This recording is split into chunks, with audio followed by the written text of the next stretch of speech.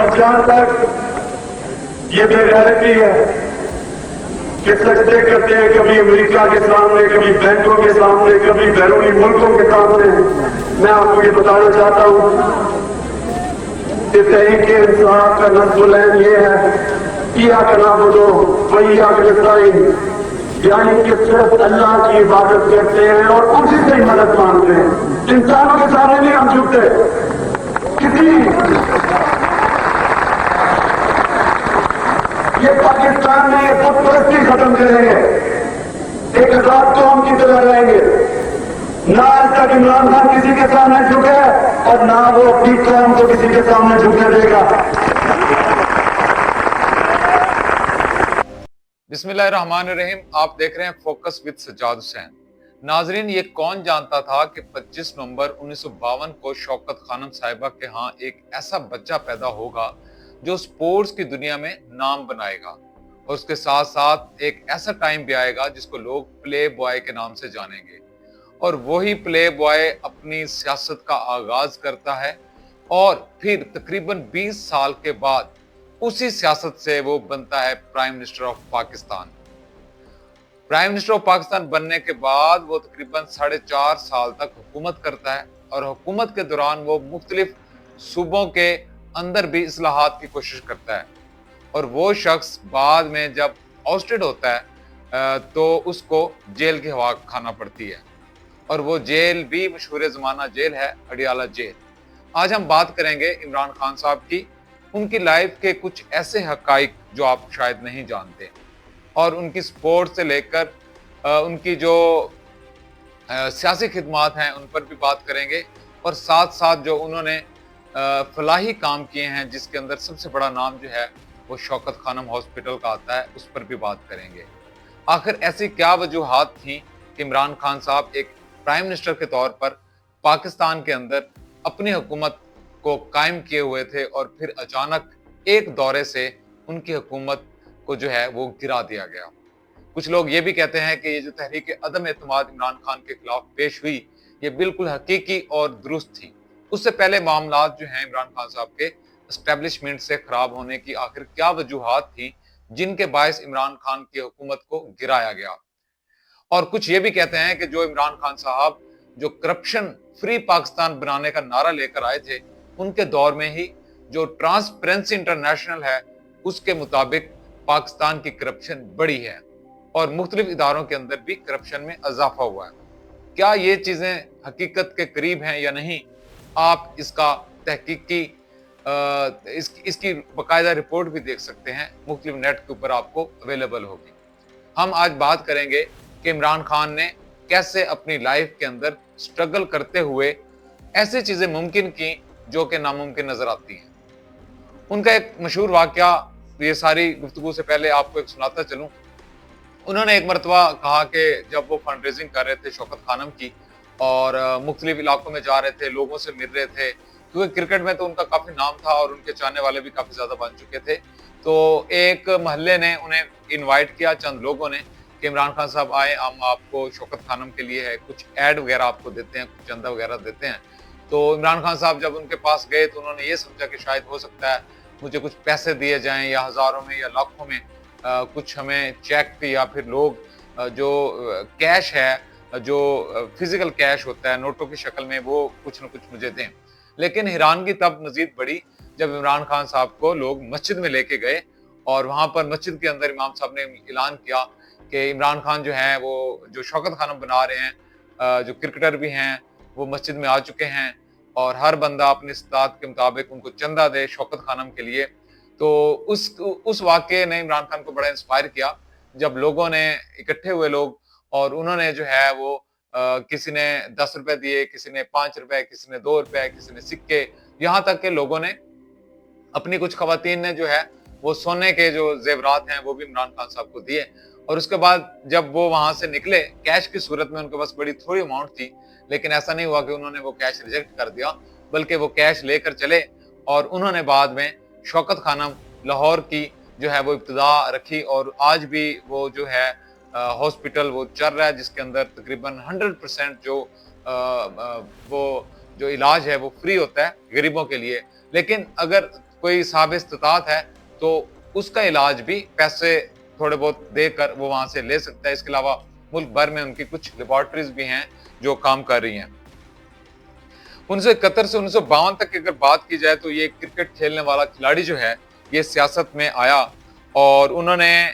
ابتدا میں جو ان کی جو تعلیم ہے انہوں نے ایچیسن سے آکسفورڈ تک کا سفر کیا, اور ایچیسن کے وہ بڑے اچھے اسٹوڈنٹ بھی تھے. اس کے علاوہ جو ابتدائی اسکول ہے ان کا وہ کیتھیڈرل سے انہوں نے تعلیم کا آغاز کیا. 1952 میں انہوں نے سری لنکا کے خلاف جب وہ کھلاڑی تھے تو 8 کھلاڑیوں کو صرف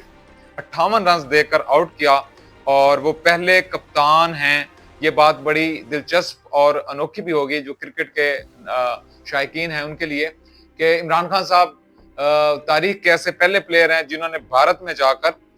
بھارت کو بھی ہرایا اور انگلینڈ میں جا کر انگلینڈ کو بھی شکست دی. یہ بہت کم ایسے کیپٹن ہوتے ہیں, ایسے کپتان ہوتے ہیں جو اپنی ول سے اپنی اسٹریٹجی سے اگلی ٹیم کو مات دیتے ہیں اور اس کے خلاف جو ہے وہ بہتر حکمت عملی کے تحت اس کو ہراتے ہیں. جس طرح پاکستان نے 2017 کے اندر چیمپئنز ٹرافی جیتی سرفراز کی قیادت میں, اور اس کے اندر فخر زمان نے سینچری کی اور تقریباً 300 پلس پاکستان نے سکور بنایا. اور اس میں جب کوہلی تھا تو کوہلی کو شائقین بھی کہہ رہے تھے کہ یہ جو اتنا اچھا ٹارگٹ ہے یہ آپ ہرگز اچیو نہیں کر سکتے, اور ہوا ایسا ہی کہ پاکستان جو ہے وہ چیمپئن ٹرافی جیت گیا 2017 کی. اس کے بعد انہوں نے کبھی بھی ایسی کرکٹ نہیں کھیلی جس کے اندر فکسنگ ہو, وہ ہمیشہ سے فکسنگ کے خلاف رہے ہیں. اور کرکٹ کے اندر یہ بھی کہا جاتا ہے کہ جو کلر جو یونیفارمز ہیں یہ بھی عمران خان صاحب اپنے دور میں لے کے آئے, اور 92 کے ورلڈ کپ میں تو سارے لوگ جانتے ہیں کہ وہ ایک آل راؤنڈر کے طور پر انہوں نے بالنگ بھی کی اور بیٹنگ بھی کی, اور پاکستان کو جو پہلا کرکٹ کا ورلڈ کپ ہے وہ جتوایا. یہ بیسیکلی وہی ایک ان کا ٹرننگ پوائنٹ تھا جس کے تحت عمران خان جو ہے وہ ایک ایز اے ہیرو کے طور پر وہ ابھرا, اور اس نے اپنی سیاست کا بعد میں یہ سوچا باقاعدہ آغاز کیا, اور اس ورلڈ کپ کی جیت کو انہوں نے کہا کہ وہ اپنی والدہ کے نام پر شوکت خانم جو ہاسپٹل ہے اس کو بنائیں گے. ان کی یہ جو کمٹمنٹ تھی یہ انہوں نے پایا تکمیل تک پہنچائی اپنی ول کے ذریعے, اپنے ارادے کے ذریعے. پھر جب پاکستان تحریک انصاف کا انہوں نے آغاز کیا تو وہ جماعت بھی کوئی نہیں جانتا تھا کہ وہ جماعت جو ہے وہ 2018 کا الیکشن ہے وہ جیتے گی اور برسر اقتدار آئے گی, اور وہ اسی جماعت کا جو بانی ہے عمران خان صاحب وہ پاکستان کے پرائم منسٹر بنیں گے. تب تو کوئی نہیں جانتا تھا. آپ نے مختلف ڈیبیٹس بھی سنی ہوں گی. ایک مشہور ڈیبیٹ ہے شیخ رشید کے ساتھ جس میں وہ کہتے ہیں یہ ٹانگے والی پارٹی ہے, اس کے تو 4 یا 5 لوگ ہیں, لیکن عمران خان صاحب کہتے ہیں کہ میں تو آپ کو اپنی جو جماعت میں رکھنا ہی پسند نہ کروں. لیکن وہ بعد میں شیخ رشید تحریک انصاف کا ہی وزیر ریلوے بھی بنا, اور اس کے بعد وہ وزیر داخلہ بھی بنا. یہ بڑی حیران کن بات ہے کہ جو شیخ رشید ہے وہ جب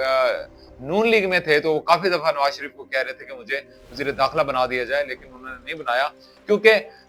سیاست میں یہ سمجھا جاتا ہے کہ جو شخص کوئی عہدہ مانگ رہا ہو اس کو وہ عہدہ نہیں دینا چاہیے, کیونکہ اس میں وہ ہو سکتا ہے وہ گڑبڑ کرے, بلکہ کسی ایسے شخص کو وہ آپ ذمہ داری سونپے جو کہ جی میں اس کو قبول نہیں کرنے جا رہا.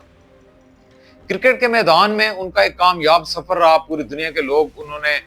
پوری دنیا میں وہ گھومے بھی, اور انگلینڈ خاص طور پر ان کا کافی اچھے میچز بھی دیکھنے میں آئے, ٹیسٹ اور ون ڈے بھی انہوں نے بڑے اچھے کھیلے. اور وہاں پہ ہی ان کو جب وہ 70s کے اندر جب وہ وہاں پہ ٹیسٹ میچز کھیل رہے تھے تو اخبارات نے اس کو ایز اے پلے بوائے کے طور پر بھی ہیڈ لائنز بنانا شروع کی, اور ان کے جو معاشقے ہیں وہ مختلف جو شخصیات ہیں انگلینڈ کی جو شوبز پرسنالٹیز تھیں ان کے ساتھ بھی ہوئے. وہاں پر نہ صرف وہ نہ صرف وہاں پہ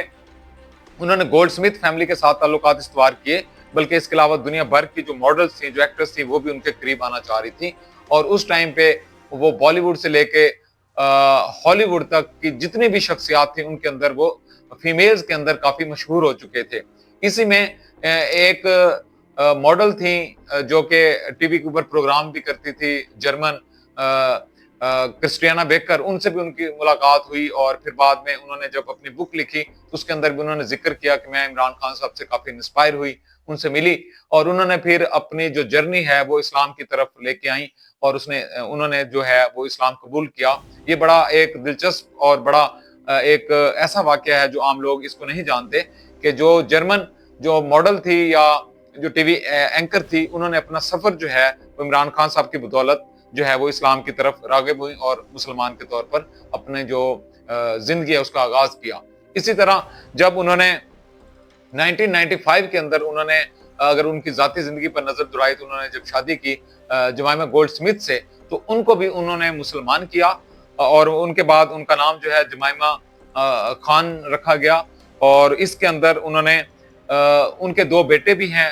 قاسم سلیمان، جو کہ ابھی سیاست میں تو نہیں ہیں لیکن یہ امید کی جا سکتی ہے کہ وہ مستقبل کے اندر سیاست میں آئیں، لیکن پاکستان کے اندر وہ اپنے والد کو جب وہ پرائم منسٹر تھے ان کے حلف تقریب برداری پر تو نہیں آ سکے، لیکن اس سے پہلے اور بعد میں وہ کافی چکر لگاتے رہے ہیں اور مختلف میڈیا کی زینت بھی بنتے رہے ہیں۔ تو یہ جو دونوں بیٹے ہیں یہ جمائمہ خان سے ہیں اور یہ پاسبلٹیز ہے کہ مستقبل کے اندر وہ سیاست میں آئیں۔ اسی طرح ان کی جو زندگی ہے،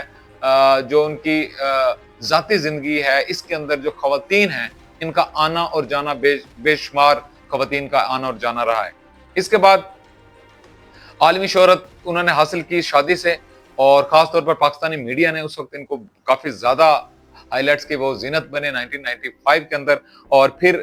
یہ بھی آپ نے تصاویر بڑی دیکھی ہوں گی کہ لیڈی ڈیانا جو ہیں انہوں نے پاکستان کا وزٹ کیا، اور پاکستان کا دورہ کے اندر انہوں نے شوکت خانم کا بھی وزٹ کیا اور عمران خان صاحب بھی ان کے ساتھ تھے۔ اور اس کے ساتھ ان کا جو عمران خان صاحب کے ایک کزن ہیں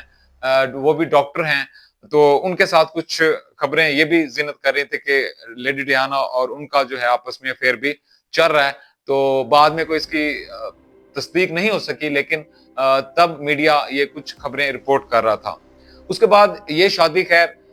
اس کا جو انجام ہے وہ ڈائیورس کی صورت میں آیا، اور 2004 کے اندر عمران خان صاحب نے جمائمہ خان کو طلاق دے دی۔ اس کے بعد انہوں نے کبھی بھی ان کے متعلق کوئی ایسی گفتگو نازیبا گفتگو نہیں کی۔ اکثر ہم دیکھتے ہیں کہ کوئی بھی ریلیشن جو ہے شوبز ہو یا پھر وہ آپ کی عام حالات کی زندگی ہو، اس کے اندر ہم دیکھتے ہیں کہ کوئی بھی ریلیشن ہے اگر وہ چلتا رہتا ہے تو اس کو لوگ بڑا اپریشیٹ کرتے ہیں، اور وہی ریلیشن جب ٹوٹ جاتا ہے اور لوگ جو ہے اس کو تنقید بھی کرتے ہیں، نہ صرف لوگ تنقید کرتے ہیں بلکہ خود دونوں فریقین جو ہیں وہ بھی آپس کے اندر کافی جو تانے اور جو کلیشز ہوتے ہیں وہ بھی دیکھنے میں سامنے آتے ہیں۔ ایون کہ کچھ تو حد کی عزت بھی کر دیتے ہیں اور کچھ پیسوں کی ڈیمانڈ بھی کرتے ہیں، جائیداد کا تنازع بھی کرتے ہیں، اور سم ٹائم ایک دوسرے کے اوپر گھٹیا الزامات کا سلسلہ بھی جاری ہوتا ہے۔ لیکن اس جو طلاق ہے یہ جو 2004 میں جمائمہ اور عمران خان کے درمیان میں ہوئی ہے، اس کے اندر ہم نے کوئی ایسی چیز نہیں دیکھی۔ ابھی سٹل عمران خان نے کوئی ایسی بات ابھی تک بھی نہیں کی جمائمہ کے متعلق، بلکہ جمائمہ کی مختلف ٹویٹس جو ہیں اور مختلف بیانات جو ہیں وہ عمران خان کی فیور میں آتے رہتے ہیں، یہ بھی آپ نے میڈیا کے اوپر کافی سارے دیکھے ہوں گی۔ پھر بات کرتے ہیں الیکشن 2013 کی۔ الیکشن 2013 کے اندر عمران خان نے تحریک انصاف کو بھرپور کوشش کے تحت الیکشن لڑایا، اور اس کے بعد ان کو شکست ہوئی اور کچھ سیٹیں بھی انہوں نے جیتی۔ اور 2013 میں جب مسلم لیگ نون کی حکومت بنی جو کہ 2018 تک چلی، اور پھر 2018 کے اندر پی ٹی آئی کی حکومت آئی، اس سے پہلے 2013 کے اندر جب دھرنا شروع ہوا تو 2014 کے اندر جب دھرنا شروع ہوا تو عمران خان نے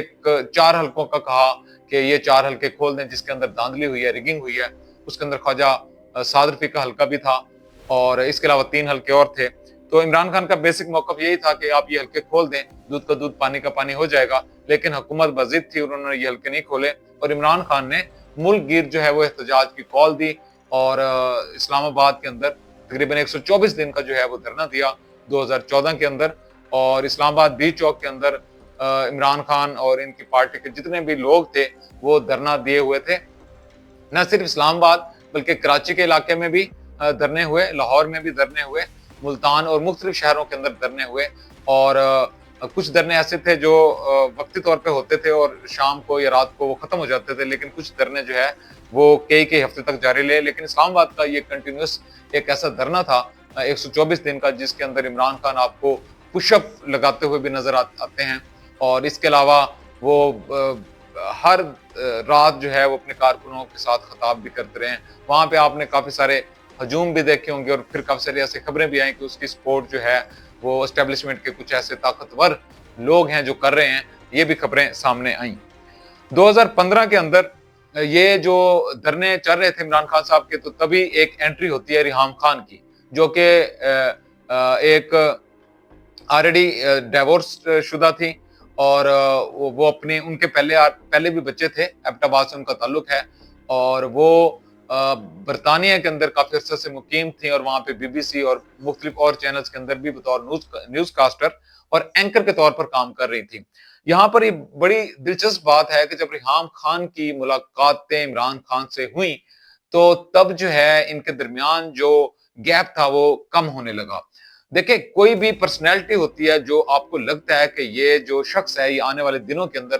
پرائم منسٹر بن سکتا ہے، یا اس کے اندر اتنی کیپیسٹی ہے کہ یہ لوگوں کے اوپر اپنا امپیکٹ چھوڑ سکتا ہے، تو مختلف ایجنسیز یا مختلف لوگ جو ہیں ان پر نظر بھی رکھتے ہیں، اور ان کا خیال بھی آپ کہہ سکتے ہیں کہ رکھنا شروع کر دیتے ہیں۔ تو اسی طرح عمران خان صاحب کی جب قربتیں بڑی ہیں ریحام خان سے، تو اس وقت جنرل حمید گل کا بیان آن ریکارڈ ہے، انہوں نے کہا تھا کہ انہوں نے مشورہ دیا تھا کہ آپ ان سے دور ہیں اور ان سے شادی نہ کریں، لیکن عمران خان صاحب تب تو ان کے اوپر ایک، جب وہ کہتے ہیں نا کہ دماغ کے اوپر کوئی چیز سوار ہو جانا، تو وہ سوار ہو چکی تھی۔ تو اکتوبر 2000 انہوں نے شادی کی، اور اکتوبر 2015 کے اندر یہ شادی کچھ عرصہ ہی چلی، اور اس کا اختتام بھی ڈیورس کی صورت میں سامنے آیا۔ اور اس کے بعد پھر جو جمائمہ نے جو عمران خان سے متعلق خاموشی اپنائی ہوئی تھی، اور وہ عمران خان کو سپورٹ کر رہی تھی، اور عمران خان بھی کبھی جمائمہ کے متعلق انہوں نے کوئی ایسی نازیبہ گفتگو نہیں کی، لیکن یہ بات بڑی حیران کن ثابت ہوئی عمران خان کے لیے کہ ریحام خان نے وہ سارے ریکارڈ توڑ دیے۔ ریحام خان نے عمران خان کے اوپر ایسے الزامات لگائے جس کو آپ سن بھی نہیں سکتے اور نہ ہی آپ اس کو پڑھ سکتے ہیں۔ عمران خان کے خلاف ایک کتاب بھی لکھی ریحام خان نے، اور اس کے اندر بےہودہ گھٹیا نازیبہ زبان کا بھی استعمال کیا، اور پھر عمران خان کو احساس ہوا کہ جو لوگ مجھے کہہ رہے تھے کہ اس عورت سے بچ کے رہو، یہ عورت بڑی خطرناک ہے اور یہ تمہیں کافی نقصان پہنچائے گی، اور وہی ہوا جو پریڈکشن لوگ کر رہے تھے کہ اس شادی میں آپ نہ پڑو، یہ شادی نہ کرو، لیکن عمران خان نے وہ شادی کی، جس کا بعد میں ان کی جو امیج ہے اس کو کافی نقصان پہنچا۔ ریحام نے الزامات کو کبھی بھی مطلب کہ اس کی کوئی ایسی اتھینسٹی تھی نہیں، وہ جسٹ ایسے ہی تھے کہ وہ پوری بک لکھی ہوئی ہے، وہ آپ بک بھی پڑھ سکتے ہیں، اس کے اندر گھٹیا الزامات ہیں۔ اور اس کے دوران کہا یہ بھی جاتا ہے کہ وہ عمران خان کا موبائل بھی چیک کرتی رہی ہیں، ان کے آپس میں کلیش بھی ہوئے ہیں، اور کچھ خواتین کے آنے جانے پر بھی ان کے کچھ اعتراضات تھے، جو کہ درست اور غلط ہو سکتے ہیں، لیکن جو آن ریکارڈ چیزیں ہیں ہم ان پر بات کر رہے ہیں، اور وہ یہ تھا کہ ریحام خان نے عمران خان کے اوپر کافی الزامات لگائے۔ ریحام خان نے بھی تیسری شادی کر لی ایک ماڈل سے، ایک لڑکے سے، اور پھر جو عمران خان صاحب ہیں ان کی بھی انٹری ہوتی ہے 2018 کے الیکشن سے پہلے، وہ بشرا وٹو سے شادی کرتے ہیں۔ بشرا جو کہ خاور منیکا کی وہ اہلیہ تھی، ان سے وہ ڈائیورس لیتے ہیں۔ عمران خان کے اوپر ایک کیس یہ بھی ہے کہ انہوں نے دوران عدت جو ہے وہ شادی کی، بشرا بی بی نے دوران عدت شادی کی، اور اس کے گواہ وغیرہ بھی تھے، کچھ تصاویر آئیں، اور پہلے تو شادی کو چھپایا گیا، لیکن بعد میں اون چودھری اور کچھ لوگوں نے اس کی تصدیق کی، ایون کہ جو مولوی صاحب تھے نکاح پڑھانے والے، وہ بھی کافی میڈیا پہ آئے اور انہوں نے یہ کہا کہ یہ نکاح ہوا ہے اور عدت کے دوران ہوا ہے۔ اس کا کیس بھی چل رہا ہے، عمران خان صاحب کو سزا بھی اس کیس پہ ہو چکی ہے۔ اب دیکھنا یہ ہے کہ وہ ریئل میں عدت کے دوران ہوئی تھی یا عدت کمپلیٹ ہونے کے بعد ہوئی تھی، اس کا ابھی تک کوئی ایسی اتھینٹک نیوز ابھی تک نہیں ہے کہ کیا حقیقت اور کیا جھوٹ ہے، لیکن یہ کیس بھی عدالت کے اندر موجود ہے۔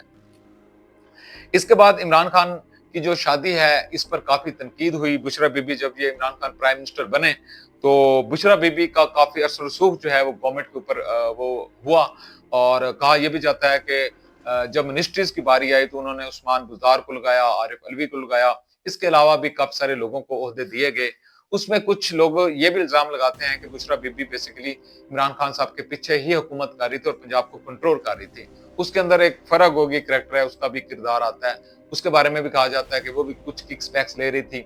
اسی سارے سینیریو کے اندر جو ایک کچن کیبنٹ ہوتی ہے، کچن پولیٹکس ہوتی ہے، اس کے اندر کچھ ایسی کالز بھی ریکارڈ ہوئی جو ابھی ریسنٹ کیس چل رہا ہے ملک ریاض کے خلاف، تو ملک ریاض صاحب کے بھی خلاف یہی کیس ہے کہ انہوں نے عمران خان فالقادر ٹرسٹ کے ذریعے کچھ فائدہ پہنچایا، اور عمران خان کے خلاف یہ کیس ہے کہ انہوں نے القادر ٹرسٹ اور جو برطانیہ کے اندر جو حکومت کو پیسے ملنے تھے. حالانکہ اس میں ایک پوائنٹ اگر آپ نوٹ کریں تو وہ جو پیسہ ہے وہ عمران خان کی ذاتی پاکٹ میں نہیں گیا, بلکہ وہ پیسہ جو ہے وہ گورنمنٹ آف پاکستان کے اکاؤنٹ میں گیا ہے, وہ سپریم کورٹ آف پاکستان کے اکاؤنٹ میں گیا ہے. کچھ لوگ اس میں یہ بتاتے ہیں کہ ان کو القادر ٹرسٹ کیس پر سزا بھی ہو چکی ہے. عدالت کا ماننا یہ ہے کہ انہوں نے کچھ فائدے دیے ہیں, لیکن الٹیمیٹلی وہ جو پیسے ہیں وہ کسی نہ کسی اکاؤنٹ میں آئے ہیں, وہ کسی کی ذاتی پاکٹ میں نہیں گئے, لیکن اس پر بھی عمران خان صاحب کو سزا ہو چکی ہے. اس کے بعد عمران خان صاحب کا سفر جو شروع ہوا ہے وہ جیل کا. انہوں نے پہلی مرتبہ جو جیل ہے وہ 2007 کے اندر مشرف دور کے وقت انہوں نے جیل کاٹی. چند دن وہ جیل میں رہے اور وہاں پر انہوں نے بھوک ہڑتال کر دی. اس بھوک ہڑتال کا فائدہ انہیں یہ ہوا کہ مشرف نے چند دن بعد ان کو رہائی کا احکامات جاری کر دیے, اور جب وہ رہا ہوئے تو ان کی تھوڑی سی شیپ بڑی ہوئی تھی, بال بھی بڑے تھے, اور انہوں نے پھر بھی مشرف کے خلاف جو ہے اس کا جو مارشل ہے اس کے خلاف وہ بولتے رہے. اور ان کے بیانات آن دا ریکارڈ تھے کہ انہوں نے اسٹیبلشمنٹ یا پر جنرلز کے خلاف وہ کافی جو ہے وہ کافی سٹرونگ جو ہے وہ اپنا موقف رکھتے تھے کہ ان کا سیاست میں ہرگز نہیں آنا چاہیے.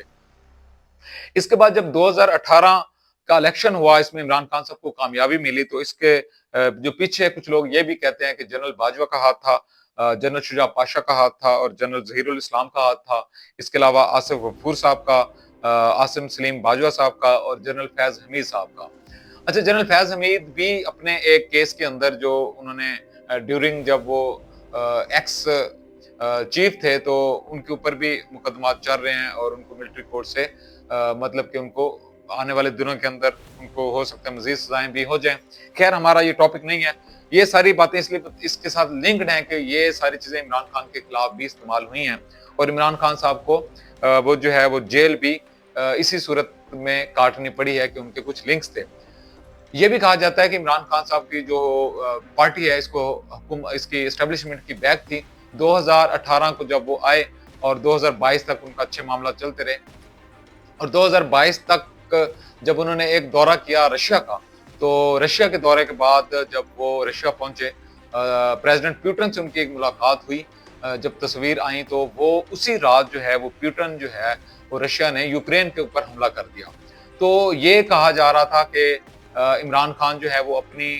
ذاتی حیثیت سے خود سے فیصلہ کر کے گئے تھے, جبکہ کچھ لوگ یہ بھی کہتے ہیں کہ فارن منسٹری اور اسٹیبلشمنٹ یا آرمی چیف کو بھی انہوں نے اعتماد میں لیا تھا کہ وہ رشیا کا دورہ کر رہے ہیں. کچھ لوگوں کا تجزیہ یا کچھ لوگوں کا کہنا یہ بھی ہے کہ اس وقت جو امریکہ ہے وہ کافی ناراض ہوا, اور پاکستان سے اس نے بڑے سخت الفاظ کے اندر بات چیت کی کہ یہ آپ کیا کر رہے ہیں, جبکہ دوسری جانب ان کو وہ دورہ مؤخر کر کے واپس کیوں نہیں آئے, یا دورہ مؤخر کر کے ان کو آنا چاہیے تھا. ہوا یوں کہ جیسے عمران خان صاحب رشیا پہنچے تو وہاں پر پیوٹن جو ہے وہ ان کی تقریباً 2 گھنٹے سے زائد ملاقات ہوئی عمران خان سے. تو اسی دوران یوکرین کے اوپر بھی حملہ ہوا. یوکرین ناظرین وہ ملک تھا جو نیٹو کا ایک رکن بننے جا رہا تھا, اور جس کی بیک نہ صرف یورپ بلکہ امریکہ بھی کر رہا تھا. اور دوسری طرف جو حملہ کرنے والا ہے وہ تو ایک دشمن مانا جاتا ہے امریکہ کا بھی. تو پاکستان جو ہے یہ اس وقت یوں لگ رہا تھا کہ یہ رشیا کے ساتھ کھڑا ہے. اس کے اگلے ہی دن آئی تھنک کہ فرائیڈے کو آرمی چیف جنرل باجوہ نے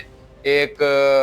خطاب کیا بڑا, اور اس کے اندر انہوں نے عمران خان کی جو پالیسی تھی, جو پرائم منسٹر آف پاکستان کی پالیسی تھی, اس کو پھاڑ کر ایک ردی کی ٹوکری میں پھینک دی, اور ایک نئی فورن پالیسی جو ہے وہ عوام کے سامنے رکھی. وہ فورن پالیسی یہ تھی کہ وی آر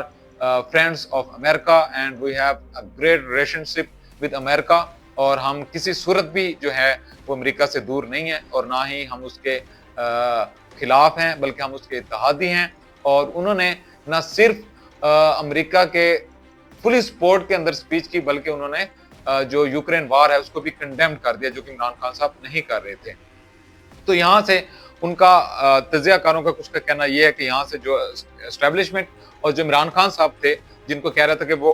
1 پیج پہ ہیں, وہ جو 1 پیج ہے وہ 2 پیج بن گیا, جس کے اندر ایک پلڑا عمران خان صاحب کا ہو گیا, اور دوسری طرف آپ کی اسٹیبلشمنٹ یا آپ کہہ سکتے ہیں کہ جنرل باجوہ تھے. بات وہاں تک نہیں رکی, بلکہ عمران خان صاحب پھر یکے بعد دیگر مشکلات کا شکار ہوئے. ان کے خلاف عدم اعتماد کی تحریک کامیاب ہوئی. عمران خان اوسٹڈ ہوئے, وہ پشاور میں گئے, وہاں پر انہوں نے جلسہ کیا, اور پھر جو سب سے خطرناک چیز ہوئی, جو میں بھی سمجھتا ہوں کہ نہیں ہونی چاہیے تھی, عمران خان صاحب نے پھر آرمی کے جو لوگ تھے یا جو جنرلز تھے ان کے نام لے کر جلسے کے اندر ان کے خلاف جو ہے وہ بولنا شروع ہوئے، اور انہوں نے یہ کہا کہ میری حکومت کو امریکہ نے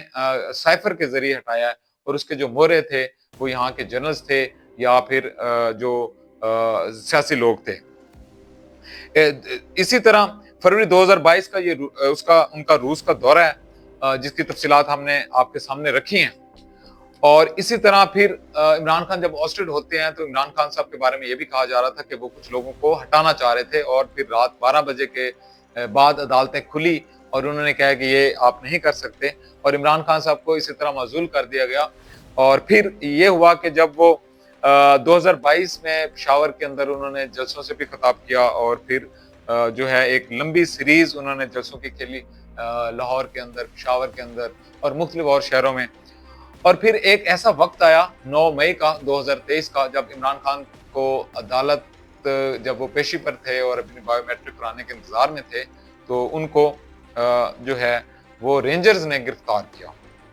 تو وہ جو مناظر تھے جب عمران خان کو گرفتار کر کے لے جا رہے تھے، وہ پوری میڈیا کے اوپر چلے، اور وہ 9 مئی 2023 کا شاید وہی دن تھا جس دن پی ٹی آئی نے مختلف فوجی تنصیبات کے اوپر حملے کیے،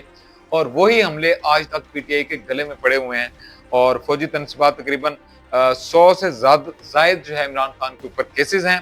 اور اس کے اندر جب 9 مئی کا یہ واقعہ ہوا اور پی ٹی آئی کے بے شمار کارکنوں کو گرفتار کیا گیا جن پر مقدمات ابھی بھی چل رہے ہیں، اور تقریباً 100 سے زائد لوگوں کو ملٹری کورٹس کے تحت سزائیں سنائی گئیں، جس میں 3 سال سے لے کر 10 سال تک قید کی سزائیں ہیں۔ اس میں حسان نیازی سے لے کر اور بھی کچھ ایسے فوجی فیملیوں سے لوگ بھی ہیں جن کو سزائیں سنائی گئی، کسی کو 5 سال قید بمشقت۔ اور ایک بات اور بھی بڑی امپورٹنٹ ہے کہ جن لوگوں کو بھی سزائیں سنائی گئی ہیں وہ سب کو قید بمشقت کی سزائیں سنائی گئی ہیں۔ دوسری طرف جو ہیومن رائٹس کی تنظیمیں ہیں ورلڈ وائڈ، وہ یہ کہہ رہی ہیں کہ سویلین کا at any cost military courts کے اندر ٹرائل ہونا یہ بالکل مناسب نہیں ہے اور یہ غیر قانونی ہے۔ اس پر بھی لوگ بول رہے ہیں، اور انٹرنیشنل جو کورٹس ہیں، انٹرنیشنل جو ہیومن رائٹس کے لوگ ہیں، وہ بھی اس پر تنقید کرتے ہیں۔ عمران خان کا یہ جو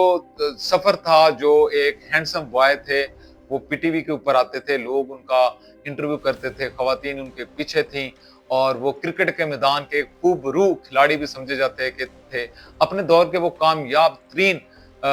بولر بھی تھے، آل راؤنڈر بھی تھے، کیپٹن بھی تھے، اور پھر وہ پلے بوائے کے طور پر بھی مشہور ہوئے، اور اسی طرح انہوں نے اپنی ول کے ذریعے جو فلاحی سرگرمیاں ہیں اس کے اندر بھی حصہ لیا۔ شوکت خانم کی تعمیر کی، نمل یونیورسٹی کی تعمیر کی، اس کے علاوہ انہوں نے جو ہیلتھ کارڈ کا بھی اجرا کیا جب وہ حکومت میں تھے۔ اس کے علاوہ بے شمار ایسے کام ہیں جو انہوں نے اپنی ول سے کیا۔ یو این او کے اندر ان کی سپیچ بڑی دلچسپ ہے، وہ بھی آپ اگر یوٹیوب کے اوپر آپ کو مل جائے گی، وہ بھی آپ سن سکتے ہیں۔ اور اسی طرح یہ سفر طے کرتے کرتے کرتے، اور ان کا جو ابھی سٹے ہے وہ اڈیالہ جیل کے اندر ہے، تقریباً ان کو 1.5 سال سے زائد کا عرصہ بیت چکا ہے، اور وہ جیل کے اندر ہیں۔ اور عمران خان کی زندگی کے اوپر ایک فلم بھی بنی ہوئی ہے جو 2013 میں ریلیز ہوئی تھی، کپتان، جس کے اندر عمران خان کی جو 22 سالہ جدوجہد ہے اس کو دکھایا گیا۔ وہ فلم بھی آپ کو یوٹیوب کے اوپر مل جائے گی۔ اسی طرح انہوں نے اپنے یو این او کے خطاب کے اندر ایک تو انہوں نے یہ بھی کہا تھا کہ وہ احمدیوں کو مسلمان نہیں مانتے، دوسرا انہوں نے آپ صلی اللہ علیہ وسلم جو اسلاموفوبیا تھا اس کے خلاف بھی ایک دن منانے کا بھی عہد کیا، اور آپ صلی اللہ علیہ وسلم کا جو میلاد ہے ہفتہ رحمت للعالمین وہ بھی منانے کا اعلان کیا۔ اور خطاب کے دوران انہوں نے ذوالفقار علی بھٹو کی یاد بھی تازہ کی۔ پاکستان کی تاریخ پر اگر نظر دوڑائی جائے تو آپ جتنے بھی پرائم منسٹرز دیکھیں، یا تو وہ مارے جاتے ہیں یا پھر جیل اور کال کوٹریوں میں ان کی زندگی کا اختتام ہو جاتا ہے، اور یا پھر کوئی ایسا پرائم منسٹر شاید ہی گزرا ہو جس نے پاکستان کی تاریخ کے اندر 5 سال مکمل کیے ہوئے ہیں۔ آپ کو ایسے تاریخ میں نہیں ملے گا۔ شاید پاکستان کی ترقی نہ کرنے کے پیچھے ایک وجہ یہ بھی ہے کہ کسی بھی پرائم منسٹر کو، جمہوری پرائم منسٹر کو 5 سال کمپلیٹ نہیں کرنے دیے جاتے، یا پھر وہ خود سے 5 سال کمپلیٹ نہیں کر سکتا بیرونی طاقتوں کی وجہ سے یا پھر انٹرنل پولیٹکس کی وجہ سے۔ تو یہ پاکستان کے لیے ضروری ہے کہ کوئی بھی پرائم منسٹر جب بنے یا کوئی بھی ڈیموکریٹک وے سے پاکستان کی حکومت میں آئے تو ایٹ لیسٹ وہ 5 سال تک اپنی ڈیوریشن کو وہ کمپلیٹ کرے، تاکہ پاکستان کے اندر جتنا بھی ڈیولپمنٹ ورک ہے وہ ہو۔ پاکستان کی سیاست میں یہ المیہ رہا ہے کہ ہمارے بے شمار ایسے پرائم منسٹرز ہیں جو پرائم منسٹر بنے انہوں نے اختیارات کا جائز اور ناجائز استعمال بھی کیا، کچھ کے اوپر کرپشن کے ایلیگیشنز بھی لگے، کچھ کے اوپر توہین عدالت بھی لگی، اور کچھ کو جیلوں میں ڈالا گیا اور کچھ کو سزائیں دی گئیں، ایون کہ یوسف رضا گیلانی کو بھی نااہل کیا گیا اور سپریم کورٹ کے اندر ان کو تقریباً 40 سیکنڈ کھڑا رہنے کی اور خاموش رہنے کی سزا ملی، جس کے بعد وہ نااہل ہو گئے۔ اسی طرح نواز شریف صاحب نے جیل کاٹی، صدر آصف علی زرداری نے جیل کاٹی، عمران خان ابھی ریسنٹ جیل میں ہیں، اور اس کے علاوہ بے شمار ایسے سیاستدان ہیں جو جیلوں میں جاتے رہے ہیں۔ پاکستان کی تاریخ کا شاید یہی ایک حسن کہہ لیں کہ لوگ جو ہے وہ سیاست میں آتے ہیں، سیاست کے بعد وہ وزیر بنتے ہیں یا پرائم منسٹر بنتے ہیں اور پھر وہ جیلوں میں آ جاتے ہیں۔ ہونا کیا چاہیے؟ ہونا یہ چاہیے کہ امریکہ کے اندر جس طرح سسٹم ہے، پریزیڈینشیل سسٹم، ابھی ریسنٹ اگر آپ ٹرمپ کی حلف برداری کی تقریب دیکھیں تو یہ بڑی دلچسپ ہے۔ اس کے اندر تقریباً 4 صدور نے شرکت کی۔ اس کے اندر president Obama, president Bush, president Clinton, president Biden اور نو منتخب جو پریزیڈنٹ ڈونلڈ ٹرمپ وہ شامل تھے۔ تقریباً 5 پرائم منسٹرز نے اپنی فیملیز کے ہمراہ شرکت کی۔ کیا پاکستان کے اندر ایسا ممکن ہے کہ جب کسی بھی پرائم منسٹر کی یا پریزیڈنٹ کی تقریب ہو رہی ہو اور اس کے اندر سابقہ جو وزرائے اعظم ہیں وہ بھی شرکت کریں یا سابقہ پریزیڈنٹ بھی شرکت کریں؟ جب تک ایسا ماحول پاکستان کے اندر پرووائڈ نہیں ہم کریں گے یا پیدا نہیں ہوگا، تب تک پاکستان ترقی نہیں کرے گا۔ اور یہ بہت ضروری ہے کہ پاکستان کی ترقی کے لیے سب سیاستدانوں کو مل کر اپنے اختلافات کو ختم کر کر پاکستان کو آگے بڑھانے کے لیے اس عوام کی خوشحالی کے لیے سوچنا پڑے گا۔